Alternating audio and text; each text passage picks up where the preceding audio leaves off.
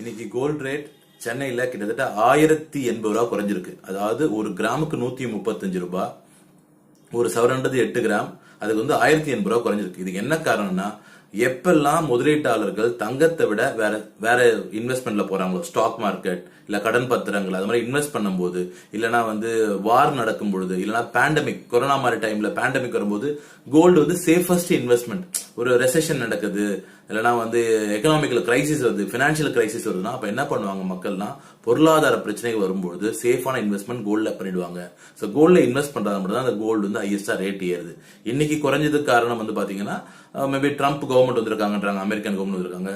Safest investment company country grow ஆகும், மற்ற invest பண்ணுவாங்க. எப்பெல்லாம் கோல்ட்ல இருந்து இன்வெஸ்ட்மெண்ட் வெளியே போதோ கோல்டு ரேட் குறையும். எப்பெல்லாம் முதலீட்டாளர்கள் கோல்டு இன்வெஸ்ட் பண்ணாலும் கோல்டு ரேட் இன்க்ரீஸ் ஆகும். இதுதாங்க கான்செப்ட். இந்த சேனல் சப்ஸ்கிரைப் பண்ணுங்க. கோல்ட பத்தி நிறைய விஷயங்களை தெரிஞ்சுக்கலாம். Thank you so much.